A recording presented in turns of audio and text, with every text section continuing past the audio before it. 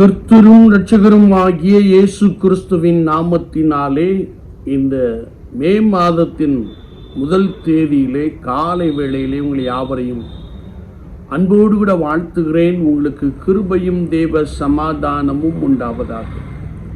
சென்ற மாதம் முழுவதுமாக கர்த்தராகிய இயேசு கிறிஸ்து தாமே நம்மை கண்ணின் மணியைப் போல பாதுகாத்து பராமரித்து நன்றாய் நடத்தி வந்தார். நாம் ஆண்டவருக்கு அதிகமாய் நன்றி பலிகளை, ஸ்தோத்திர பலிகளை செலுத்துவோம். ஸ்தோத்திர பலி இடுகிறவன் கர்த்தரை மகிமைப்படுத்துகிறான் என்று வேதம் சொல்லுகிறது. சுவாச வாழ்க்கையிலே உதடுகளின் காளையாகிய ஸ்தோத்திர பலியை நாம் கர்த்தருக்கென்று ஏறெடுக்கின்ற பொழுது ஆண்டவர் உங்களை ஆசீர்வதிக்க போதுமானவராக இருக்கிறார். இந்த நாளிலும் கர்த்தருடைய ஆவியானவர் நமக்கு கொடுக்கின்ற வார்த்தை, நீ சகலத்தையும் திருப்பிக் கொள்வாய், நீ சகலத்தையும் திருப்பிக் கொள்ளுவாய். 1 சாமுவேலின் புஸ்தகம் 30ஆம் அதிகாரம் 8ஆம் வார்த்தையிலே நாம் அவ்வண்ணமாய் வாசிக்க முடியும். இந்த அதிகாரத்திற்கு முந்தின அதிகாரத்திலே நாம் வாசிக்கின்ற பொழுது தாவீதையும் அவனோடு கூட இருந்த போர் வீரர்களையும் யுத்தத்திற்கு நாங்கள் சேர்ப்பதில்லை என்று சொல்லி புறக்கணிக்கின்ற ஒரு காட்சியை குறித்து நாம் அறிந்து கொள்ள முடியும். எனவே தாவீதும் அவனோடு கூட இருந்த சேனை வீரர்களும் சிக்லாக்கை நோக்கி கடந்து வருகின்ற காட்சியையும், சிக்லாக் அமலேக்கியால் சுட்டரிக்கப்பட்டதையும், அதில் உள்ள ஸ்திரீகளும் பொருட்களும் கொள்ளையடிக்கப்பட்டதையும் குறித்து இந்த அதிகாரத்தின் முதல் பகுதியிலே நாம் மிக தெளிவாக அறிந்து கொள்ள முடியும். அதிகாரத்தை நாம் தொடர்ந்து வாசிக்கின்ற பொழுது இதை கண்ட தாவீதும் அவனோடு இருந்த ஜனங்களும் அழுகிறதற்கு தங்களில் பலனில்லாமல் போகும் மட்டும் சத்தமிட்டு அழுதார்கள் என்பதை பரிசுத்த வேதாகமும் மிக தெளிவாக கற்றுக் கொடுக்கிறது. மிகவும் நெருக்கப்படுகின்ற ஒரு சூழ்நிலை குறித்து வேதம் சொல்லுகிறது. எனவேதான் தாவீது மிகவும் நெருக்கப்பட்டான். ஏனென்றால் அவனோடு கூட இருந்தவர்கள் தங்கள் பஞ்சாதிகளும் பிள்ளைகளும் சிறைபிடிக்கப்பட்டு போனார்கள் என்பதை அறிந்து தாவீதின் மீது கல்லெறிய பார்த்தார்கள், அல்லது கல்லெறிய வேண்டும் என்று சொல்லிக் கொண்டார்கள் என்ற ஒரு வசனத்தை நாம் வாசிக்க முடியும். எனவே தாவீது மிகவும் நெருக்கப்பட்டான். என்னை கேட்டுக்கொண்டிருக்கிற என் அன்பு சகோதரனை, சகோதரியே, தாவீது மிகவும் நெருக்கப்பட்ட பொழுது முதலாவதாக தன்னை கர்த்தருக்குள் தொடப்படுத்திக் கொண்டான். நீ உன்னை கர்த்தருக்குள் தொடப்படுத்திக் கொள் என்று வேதம் சொல்லுகிறது. சூழ்நிலை உனக்கு விரோதமாய் காணப்படலாம், அல்லது உன்னோடு கூட இருக்கிறவர்கள் உனக்கு விரோதமாய் எழும்பலாம், உன் வீட்டாரே உனக்கு சத்துருவாய் தோன்றலாம். ஆனால் சூழ்நிலை எதுவாய் இருந்தாலும், நீ நெருக்கத்தின் மத்தியிலும், பலவீனத்தின் மத்தியிலும், போராட்டத்தின் மத்தியிலும் வாழ்ந்து கொண்டிருந்தாலும், உன்னை நீ கர்த்தருக்குள் திடப்படுத்திக் கொள்ளுகின்ற பொழுது கர்த்தருடைய ஆவியானவர் உனக்கு போதுமானவராக இருக்கிறார். தானியேலுக்கு ஒரு நெருக்கம் வந்தபோது அதை குறித்து அவன் யாரிடமும் ஒன்றும் சொல்லாமல் அவன் தன் தேவனாகிய கர்த்தரையே நோக்கி பார்த்து தன்னை கர்த்தருக்குள் திடப்படுத்திக் கொண்டான் என்பதை தானியேலின் புஸ்தகம் 6ஆம் அதிகாரத்திலே நாம் மிக தெளிவாக அறிந்து கொள்ள முடியும். எனக்கு அன்பான தெய்வ ஜனங்களே, விசுவாச வாழ்க்கையிலே நீங்கள் மிகவும் நெருக்கப்படலாம், நீங்கள் மிகவும் வேதனையோடு கூட காணப்படலாம். ஐயோ, நான் என்ன செய்வேன் என்று சொல்லி நீங்கள் பதறிக்கொண்டிருக்கலாம். ஆனால் இப்படிப்பட்ட சூழ்நிலையிலே உங்களை நீங்கள் கர்த்தராகிய இயேசு கிறிஸ்துவுக்குள் திடப்படுத்திக் கொள்ளுகின்ற பொழுது அவர் உங்களுக்கு போதுமானவராக இருக்கிறார். தாவீது நெருக்கத்தின் மத்தியிலே தன்னை கர்த்தருக்குள் திடப்படுத்திக் கொண்டான். இரண்டாவதாக அவன் கர்த்தரை நோக்கினான். நீ கர்த்தரை நோக்கிப்பார் என்று வேதம் சொல்லுகிறது. ஒருவேளை தன்னோடு கூட இருந்தவர்கள் நிமித்தமான நெருக்கத்தின் மத்தியிலும் அவன் ஆண்டவரை நோக்கி, ஆண்டவரே, நான் இந்த தண்டை பின்தொடர்வேனா, பிடிப்பேனா என்று ஆண்டவரிடத்திலே விசாரிக்கிறவனாக காணப்பட்டான். வேதம் சொல்லுகிறது, அவர் உங்களை விசாரிக்கிறவர் ஆனபடியினாலே உங்கள் கவலைகளை எல்லாம் அவர் பேரில் வைத்து விடுங்கள் என்று வசனம் சொல்லுகிறது. நம்முடைய நெருக்கத்தை குறித்து நாம் கர்த்தரை நோக்கி ஜெபிக்கின்ற பொழுது, கர்த்தரை நோக்கி வேண்டிக் கொள்ளுகின்ற பொழுது, ஆண்டவர் உங்களுடைய வாழ்க்கையிலே ஒரு விசாலத்தை உண்டு பண்ண போதுமானவராக இருக்கிறார்.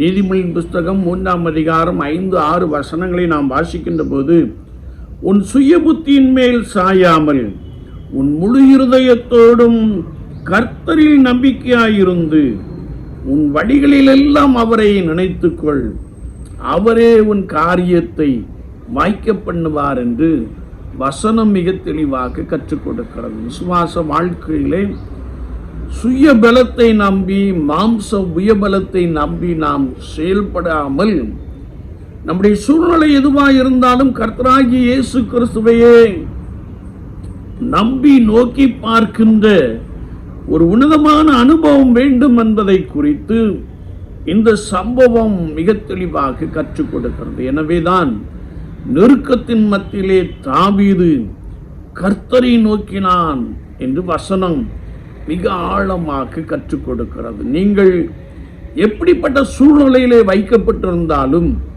கர்த்தராகிய இயேசு கிறிஸ்துவை நோக்கி பார்க்கின்ற பொழுது அவர் உங்களை ரட்சிப்பார், அவர் உங்களுக்கு விடுதலை உண்டு பண்ணுவார், அவர்களுடைய வாழ்க்கையிலே பலத்த அதிசயங்களையும் அற்புதங்களையும் செய்ய போதுமானவராக இருக்கிறார்.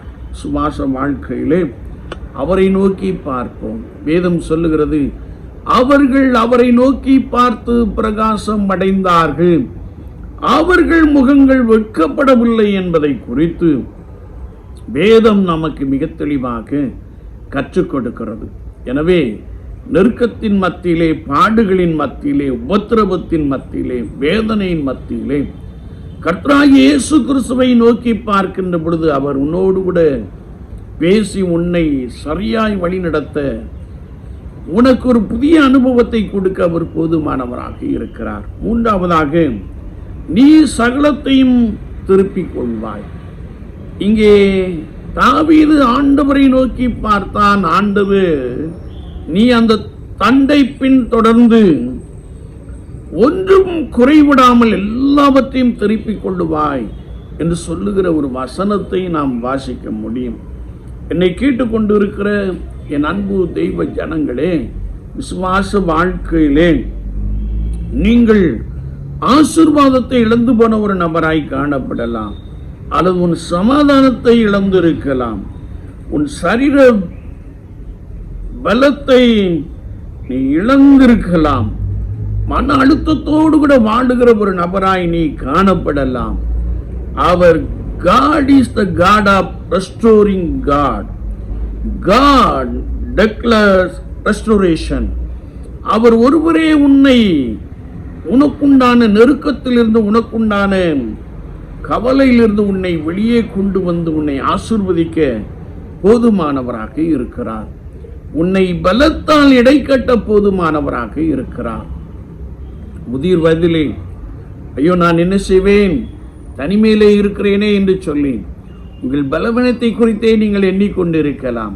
மாறாக இந்த பலவீனத்தின் மத்தியிலும் இயேசு என்னோடு கூட இருக்கிறார், அவர் என்னை நடத்துவார், அவரின் கரத்தை பிடிப்பார் என்று சொல்லி நீங்கள் நம்பி அவரை நோக்கி பார்க்கின்ற பொழுது நீ இழந்து போன எல்லாவற்றையும் திருப்பிக் கொள்ளுவாய் என்று கர்த்தருடைய வார்த்தையை சொல்லுகிற ஒரு வசனத்தை நாம் வாசிக்க முடியும்.